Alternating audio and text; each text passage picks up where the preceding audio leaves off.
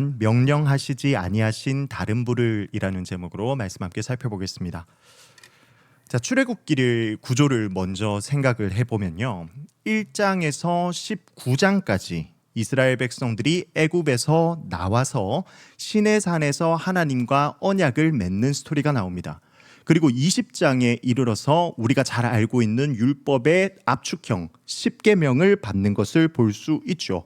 그런데 출애굽기는 총 40장으로 구성되어 있습니다. 그러니까 우리가 흔히 알고 있는 출애굽기의 내용의 구성이 20장까지밖에 안 되는, 그 절반 분량밖에 안 되고, 나머지 20장에서 뭔가 다른 것들을 또 엄청나게 다루고 있는 것을 볼 수 있다는 거죠. 그 부분이 바로 성막이 완성되는 것과 완성된 성막 가운데에 하나님이 임재하셔서 그 영광이 충만하게 가득 차는 대목으로 출애굽기가 끝이 납니다. 그리고 레위기가 시작되면서 하나님은 이제 더 이상 시내산에서 계시하지 않습니다. 하나님께서 완성시키신 그 성막 가운데에서 이제 모세에게 친히 말씀하여 주시죠. 하나님의 거룩함과 영광스러움 때문에 이스라엘 백성은 시내산에서 그 근처에도 접근할 수 없었는데, 이제는 하나님이 성막에 임재하시기 때문에 이 백성들 가운데 함께 계실 수 있게 된 것입니다. 백성들과 함께 계시는 하나님, 네 글자로 이야기하면 뭘까요? 임마누엘의 하나님이 이렇게 성막을 통해서 이루어질 수 있게 된 겁니다. 그러나 이 출애굽기에서 언급하는 성막이라는 구조물이 완성되는 것으로 이것이 끝나는 것이 결코 아니죠. 성막에서 일하는 사람이 어떻게 해야 할지, 그 제사법과 또 성막에 일하는 사람은 어떠해야 하는지, 그 제사장에 대한 이야기까지도 이어져야 합니다. 그래야지만 이 성막의 전체적인 구조가 완성될 수 있습니다. 그래서 하나님께서 출애굽기를 이어서 레위기를 우리에게 허락해 주신 겁니다. 레위기 1장에서 6장을 보시면 성막 안에서 어떻게 제사를 드려야 할지 알려주시는데, 5대 제사라고 하죠. 번제, 소제, 화목제, 속죄제, 속건제까지 이렇게 자세하게 어떻게 해야 할지 알려주십니다. 그리고 이어서 나오는 것이 제사장의 책무와 몫입니다. 제사장이 어떻게 해야 할지, 무엇을 해야 할지, 그리고 제사장이 받게 되는 것은 무엇인지에 대해서 기록하고 있죠. 그리고 9장이 되면 이제 제사장 위임식이 됩니다. 처음으로 이제 이스라엘 가운데에 제사장이 위임을 받게 되는, 그 아론이 대제사장으로서 위임을 받게 되는 스토리가 나오고, 8일째 되는 날 하나님께 성막 가운데에서 첫 제사를 드리게 되죠. 그때에 여호와 앞에서 불이 나와 이 제물로 드렸던 번제물과 그 기름을 다 태우게 됩니다. 이를 통해서 아론과 그 플러스 아들 4명, 나답, 아비후, 엘르아살, 이다말까지 성공적으로 제사장의 직무를 이행하게 되었고, 축제 분위기로 그렇게 9장이 마무리되는 것 같았습니다.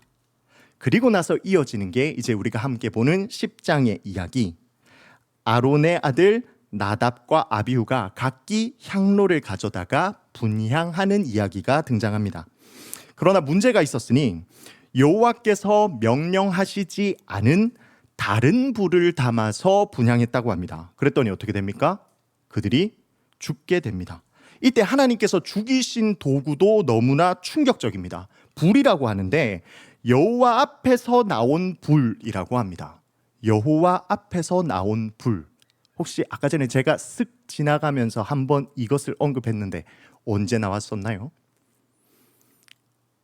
위임식 후에 첫 제사를 드릴 때 하나님께서 그 제물을 받으실 때 언급된 단어가 바로 여호와 앞에서 나온 불입니다. 자, 1번 슬라이드 한번 보여주실까요?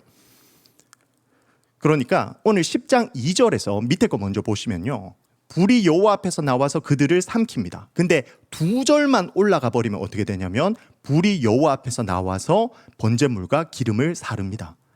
그러니까 여호와 앞에서 불이 나와서 동일하게 뭔가를 살랐는데, 그전에는 하나님께서 받으신다는 의미로 번제물과 기름을 사르셨고, 오늘 본문에서는 제사를 지냈던 나답과 아비후를 삼켜버린 불이 된 겁니다. 이게 왜 이렇게 되었나 봤더니 첫 번째는 하나님께서 명령한 것대로 행했기 때문에 하나님께서 받으셨고, 두 번째는 명령하지 아니하신 방법으로 그들이 드렸기 때문에 이렇게 여호와 앞에서 나온 불이지만 한 번은 하나님이 받으시는 의미로서의 여호와의 불이었고, 두 번째로는 오히려 벌을 내리는 의미의 여호와의 불이 되어버린 것입니다. 그럼 여기서 이제 우리는 궁금증이 하나가 생기죠. 도대체 명령하지 아니하신 다른 불의 정체가 뭐냐는 겁니다. 결론부터 이야기하면 사실 성경에서 그거에 대해 정확히 알려주지 않기 때문에 우리는 모른다라고 결론을 내리는 것이 가장 건강합니다. 우리 신학에서 성경이 알려주는 것만큼만 알자, 이게 제일 건강하고 확실한 성경이거든요. 이제 더 나가면 조금 더 위험한 상태로 빠질 수 있기 때문에 성경이 알려주는 것까지 했을 때 모릅니다. 네, 여기로 결론을 내릴 수 있습니다. 그러나 이제 이 정황상 여러 가지 가능성을 고려해 볼 수 있는데, 자, 4번 슬라이드 띄워주시겠어요? 죄송합니다. 3번 표 부분. 네네, 다른 불.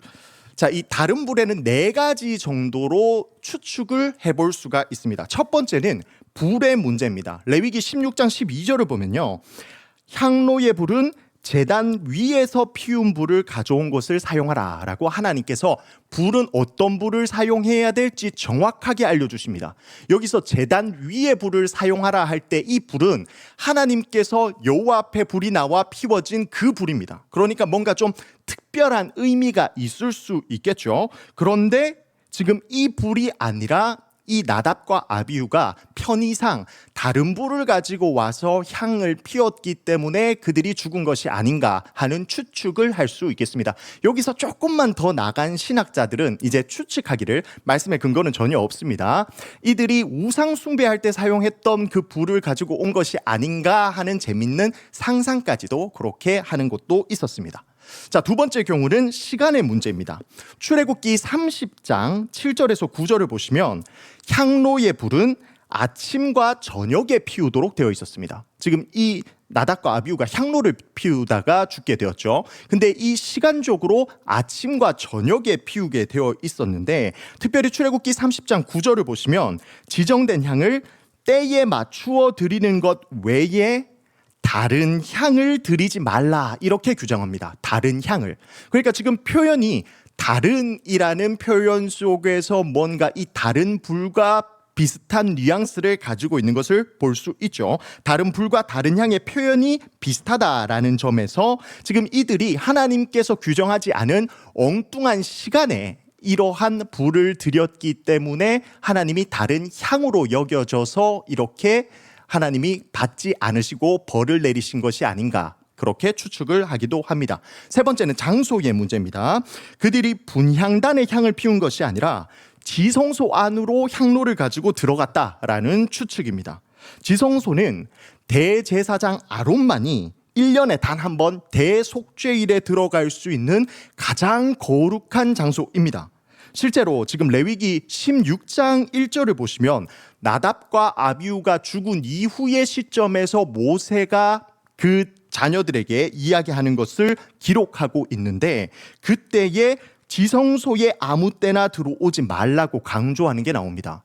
그러니까 나답과 아비후가 죽었어. 그 후에 지성소에 들어오지 마라고 강조하는 그 문맥을 봤을 때, 이들이 향로를 가지고 지성소로 들어온 것이 아닌가 하는 것을 문맥상 추측할 수 있다는 거죠. 근데 이제 제 개인적인 생각으로 1번은 불의 문제여서 이제 불 직접적으로 연관이 있고, 두 번째는 다른 향이어서 다른이라는 단어 속에서 조금 연관성이 있는데, 3번은 다른 불이라는 표현과 조금 직접적인 연관성은 없지 않은가 하는 개인적인 생각은 있습니다. 아무튼 지성소로 들어갔기 때문에 그들이 죽었을 것이다 하는 추측이 있고요. 네 번째는 사람의 문제입니다. 자, 이어지는 9절, 오늘 레위기 이제 10장에서 이어지는 9절을 보시면 갑자기 뜬금포로 포도주와 독주를 마시지 말라, 그리하여서 죽음을 면하라, 이렇게 이야기합니다.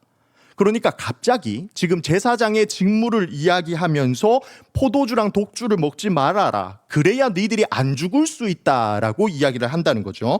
이 구절에 기초하면 나답과 아비후가 제사장이 성막에 들어갈 때 해서는 안 되는 일을 했다는 겁니다. 즉 술을 먹고 취한 상태에서 향로를 가지고 들어감으로써 죽임을 당했다고 보는 관점입니다.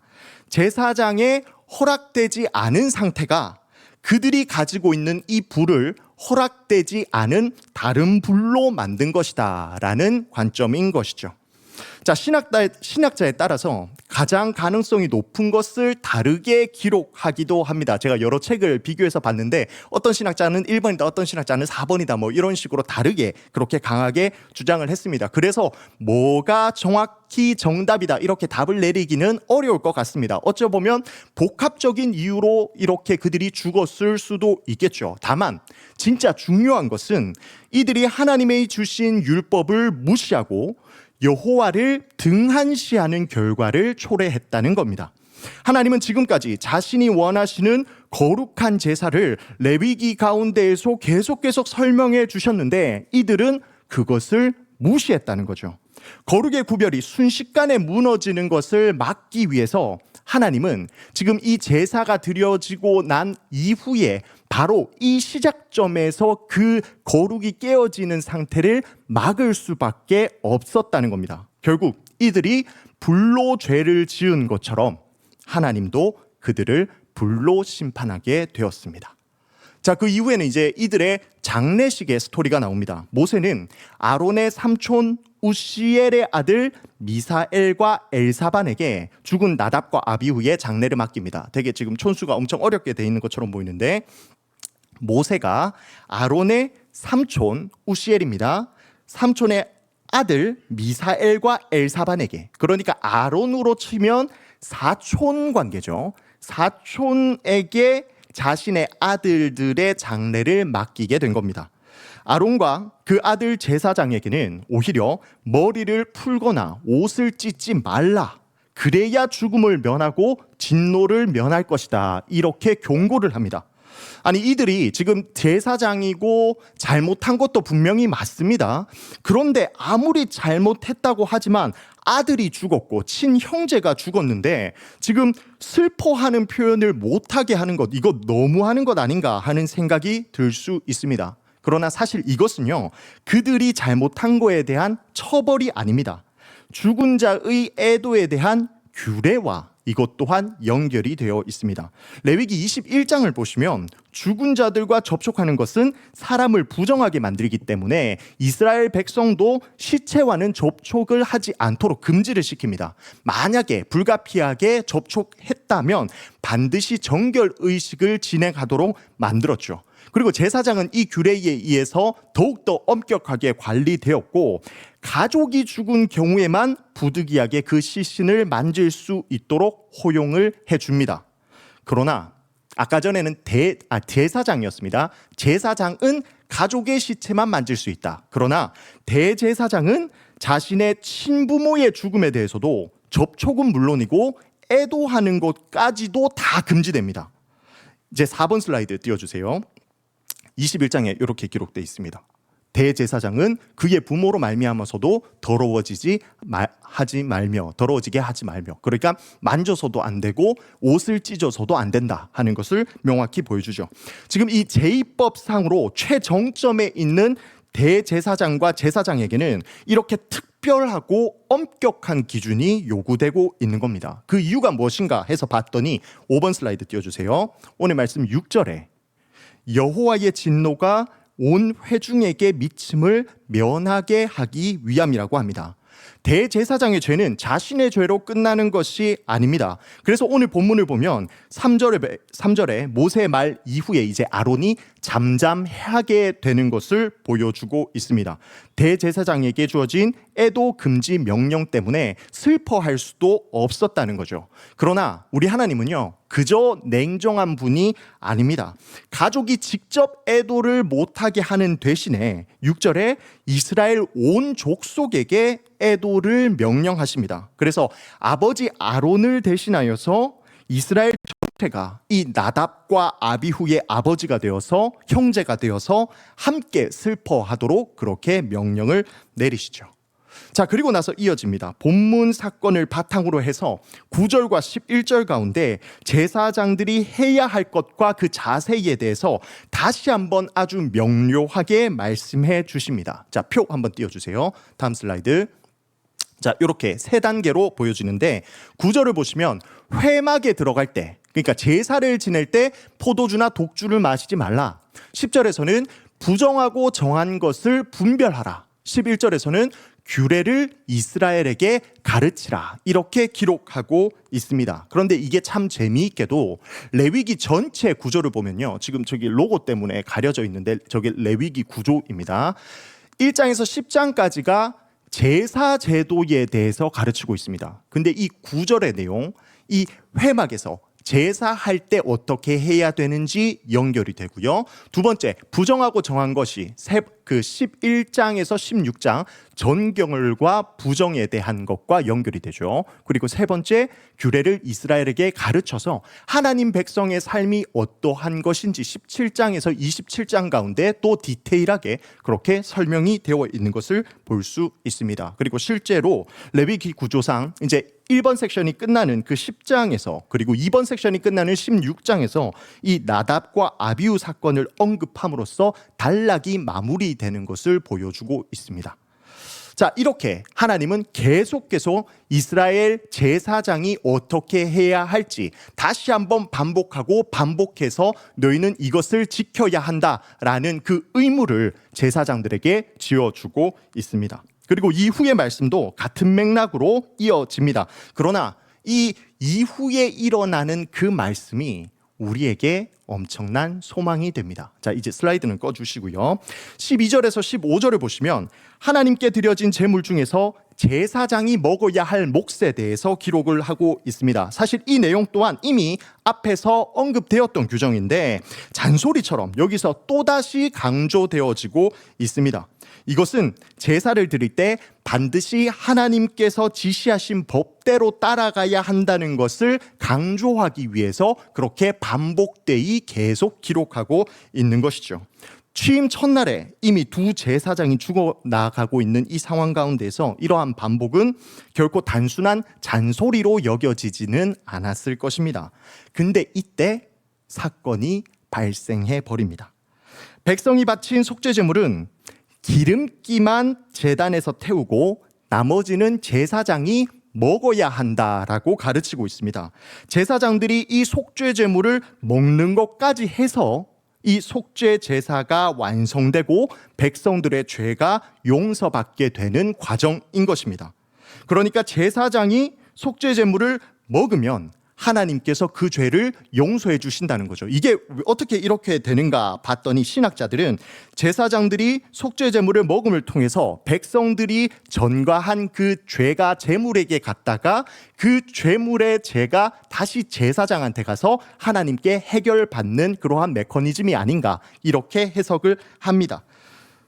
10장 17절 보면 제사장이 회중의 죄를 담당한다라는 구절이 있는데 이제 그것을 통해서 이러한 신학자들의 해석이 근거가 될 수 있다고 할 수 있겠습니다. 그러니까 제사장은 반드시 이 속죄제가 끝났을 때 이 제물을 먹어야 했습니다. 이 제물을 고기를 먹는 것은 제사장에게 있어서는 일종의 특권이기도 합니다. 고기를 받게 되기 때문에. 하지만 동시에 그것은 반드시 행해져야 하는 의무였다는 거죠. 자, 이러한 가르침 속에서 아론의 아들들이 이날 백성들이 바친 속죄 제물을 먹지 않고 모두 제단에서 태워버립니다. 모세는 화가 나서 아론의 남은 아들들을 엄청나게 야단치죠. 이들이 또다시 율법대로 행하지 않았기 때문입니다. 방금 우리가 읽었던 그 본문 가운데서 그 친형제들이 율법대로 하지 않았기 때문에 제사장 2명이 죽어버렸는데 지금 조금 지나고 난 이후에 또 율법대로 행하지 않는 일이 일어나 버린 겁니다. 그러니까 사실 이 책을 읽고 있는 독자들의 마음도 와, 이거 어떡하나 하는 걱정이 앞서게 되죠. 모세의 책망을 듣고 있던 아론은 자신들이 왜 이날만은 속죄 제물을 먹을 수 없었는지에 대해서 설명을 해줍니다.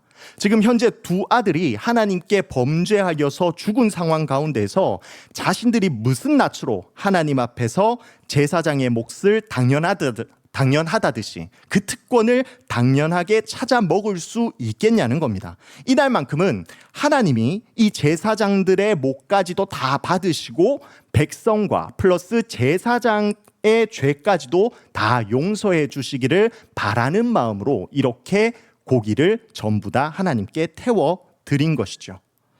모세가 아론의 설명을 들어보니까 이해가 됩니다. 그래서 이것을 더 이상 문제 삼지 않기로 합니다.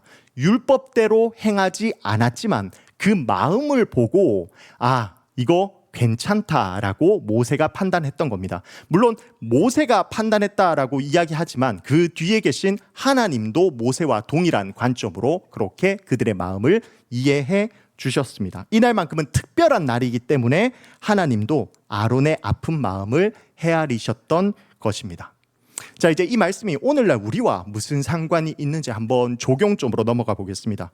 하나님은요, 분명히 사랑의 하나님이시지만 동시에 공의의 하나님입니다. 그래서 은혜를 가지고 계시지만 동시에 하나님은 진노도 함께 가지고 계시는 분이라는 거죠.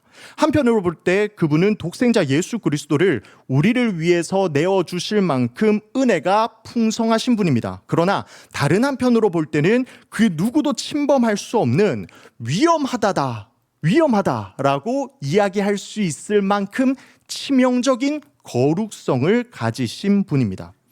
거룩하신 하나님의 진노를 받지 않고 하나님과 동행하고 하나님과 함께 할 수 있는 유일한 길은 하나님께서 말씀하신 대로 그 하나님의 뜻대로 행하는 것입니다. 순종하는 것밖에 없습니다. 하나님이 이스라엘과 함께 하시기 위해서 이스라엘 한가운데 성막을 허락하셨지만 그렇다고 아무렇게나 이 성막에 접근하거나 자기 생각에 옳은 방식으로 제사할 수는 없었습니다. 그랬더니 오늘 본문에서 보여지는 것처럼 그렇게 하나님으로부터 불이 나와서 제사장마저도 죽게 되는 이러한 사건이 일어나게 되었죠. 반드시 하나님께서 허락하신 사람이 허락하신 방법대로 제사를 드려야만 했던 겁니다. 마찬가지로 오늘날 우리도 하나님이 우리와 함께 하기를 기대합니다. 그렇게 기도하고 그것을 소원하며 살아가고 있습니다. 그러나 하나님이 요구하시는 모습과 다른 모습으로 살면서 하나님께 나아가겠다, 하나님이 동행하기를 바란다 라고 기도하는 것은 어리석은 짓이라는 겁니다. 하나님의 거룩성을 직접 하나님께서 포기하지 않는 이상 이런 일은 도저히 일어날 수 없다는 거죠. 그러나 하나님은 절대 그 거룩성을 포기할 수 없는 분입니다. 때문에 불가능하답니다. 따라서 하나님과 동행하고자 하는 사람은 반드시 하나님의 말씀 앞에 먼저 순종해야 한다는 사실을 우리는 반드시 기억해야 합니다. 특별히 이 영역이 오늘날 적용되어진다면 예배라고 할 수 있겠습니다. 물론 구약의 제사와 오늘날 우리가 드리는 예배의 의미는 직접적으로 연결되는 것은 아닙니다. 하지만 하나님께 드리는 그 경배의 관점에서 하나님이 우리의 주인 된다, 이 사실을 영광 돌리기 위해서 나아왔다, 모인 자리다라는 관점에서는 일맥상통할 수 있겠습니다. 이 예배의 자리, 분명히 주님께서 원하시는 규정적인 원리가 있는 자리입니다. 예배는 성경 가운데서 하나님께서 디테일하게 제사처럼 이때는 뭘 하고 이때는 이렇게 하고 하는 것들을 정확하게 기록하고 있지 않습니다. 만약 그렇게 기록하고 있다면 우리는 숨 막혀서 아마 예배 못 드렸을 겁니다. 제사처럼 그렇게 하나하나 말씀대로 문자 그대로 행해야 하기 때문입니다. 그런데 오늘날은 조금 그거에 너무 풀려버린 것 같습니다. 예배는 어디까지나 그 주인이 하나님이시며 하나님을 위해서 드리는 시간임을 우리는 반드시 기억해야 합니다. 이 시간의 주인이 결코 인간이 아닙니다. 결코 인간의 편의를 위해서, 인간을 위해서 주어진 시간이 아니라는 거죠. 그렇다면 우리는 이제 한번 기억해 봐야 합니다. 과연 하나님께서 이 시간에 우리에게 원하시는 형태의 예배는 무엇일까? 말씀 가운데에서 우리에게 주시는 그 원리는 무엇일까를 생각해 봐야 한다는 거죠. 오늘날 편해지고 편해졌더니 이제는 영상 예배라는 이 매체를 통해서 하나님께 온전한 예배를 드렸다라고 착각하게 만드는 그러한 상황까지 왔습니다. 그 속에서 과연 하나님의 뜻은 무엇일까를 깊이 고민하고 그 뜻 가운데 순종하는 우리가 되어야 할 것입니다. 그리고 예배뿐만 아니라 자신의 삶까지도 돌아보아야 합니다. 이 레위기는 절대 제사만 언급하고 있는 책이 아니죠. 그 마지막 부분은 이스라엘 백성이 거룩한 하나님의 백성으로서 어떻게 살아갈 것인가에 대한 책이기도 합니다. 때문에 하나님의 백성은 반드시 이 삶 가운데 적용되는 하나님의 뜻을 명확히 알고 그 뜻 가운데 순종할 수 있어야 합니다. 이것이 바로 우리에게 맡겨진 의무라는 것이죠. 그러나 이것은 단순히 의무로 끝나는 것이 아닙니다. 왜요? 이러한 의무를 행했을 때 하나님께서 우리와 함께 해주신다는 것을, 그 놀라운 특권을 약속해 주시기 때문입니다. 자, 그러면 이 책은 레위기입니다. 당시 레위 사람들, 이 성막 안에서 일하는 사람들을 위해서 쓰여진 책이라는 것이죠. 그러면 오늘날에 이 책을 보고 그 원리를 적용해야 될 사람은 누구일까요? 구약에서는 구약의 종교인들이 그렇게 받아들였으니 오늘날 시대의 종교인들, 목사 혹은 교육자, 이 사람들만 이것을 잘 알고 적용하면 될 것인가? 그렇지 않습니다. 잘 아시다시피 이제는 예수 그리스도를 통해서 모든 사람이 다 왕 같은 제사장이 되었습니다. 제사장이 있는 이유가 뭡니까? 완전히 타락한 백성이 거룩한 하나님께 나아갈 수 없게 되자 그 중보자의 역할로 제사장이 인간과 하나님을 연결해주는 역할을 감당합니다. 그런데 예수 그리스도께서 우리의 완벽한 중보자가 되어주셔서 이제는 우리가 예수 그리스도를 통해 직접 하나님께 나아갈 수 있게 되었죠. 하나님께 나아갈 수 있는 존재, 바로 제사장의 존재가 된 것입니다. 때문에 모든 성도가 이제 그 제사자의 역할과 의무를 감당해야 하는 것이죠. 자, 그런데 문제가 있습니다. 우리가 이 말씀대로 살아갈 수 있던가요? 말씀 잘 알죠? 우리 오랫동안 이 말씀 많이 읽고 보고 우리 삶 가운데 적용도 해봤지만 참 답답합니다. 지키고 싶고 지켜야 되는 것 알지만 매 순간순간, 심지어 오늘 우리가 하루를 보내면서도 하나님 사랑, 이웃 사랑을 다 실천하지 못해서 하나님 앞에서 얼마나 부족한 나의 상태인가를 우리가 그 누구보다 스스로가 잘 알기 때문입니다. 그래서 답답하죠. 그러나 10장 마지막 부분이 우리에게 소망이 됩니다. 아론은 하나님의 엄위하심을 두려워하며 말씀대로 행하지 못했습니다. 그리고 하나님은 그 태도를 좋게 여기셨죠. 율법과 레위기의 제사법은요, 결코 피도 눈물도 없는 딱딱한 쇠로 된 자가 아닙니다.